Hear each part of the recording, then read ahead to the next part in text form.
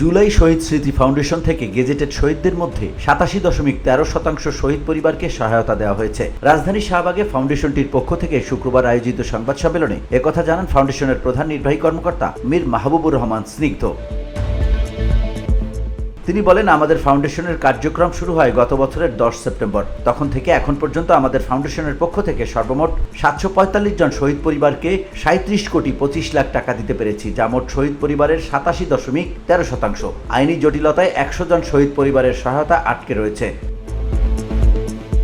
ফাউন্ডেশনের প্রধান নির্বাহী কর্মকর্তা বলেন, আহতদের মধ্যে 5,596 জনকে 59.41 লাখ দেওয়া হয়েছে, যা মোট আহতদের 38.39%। আহত ও শহীদ পরিবারের জন্য দেয়া সরকারি ফান্ডের মোট 96.67 লাখ টাকা খরচ হয়েছে।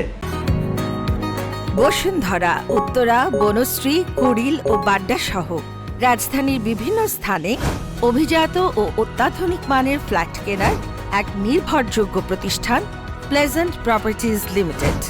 তাই আপনার স্বপ্নের আবাসনের জন্য আজই যোগাযোগ করুন।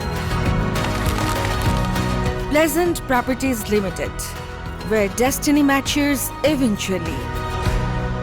সংবাদ সম্মেলনে ফাউন্ডেশনের আরেক কার্যনির্বাহী সদস্য বলেন, আর্থিক সহায়তার বাইরের আহত ও শহীদ পরিবারের জন্য আমরা নানামুখী প্রকল্প হাতে নিয়েছি। আমরা বিভিন্ন প্রতিষ্ঠানের সঙ্গে কথা বলেছি যাতে আহতদের কোনো কাজের ব্যবস্থা করা যায়। আমরা চেষ্টা করছি শিক্ষাবৃত্তির ব্যবস্থা করা যায় কিনা, ভোকেশনাল ট্রেনিং এর মাধ্যমে আহতদের কোনোভাবে কর্মক্ষম করা যায় কিনা। আমাদের নানা পরিকল্পনা রয়েছে। VOD Bangla news desk.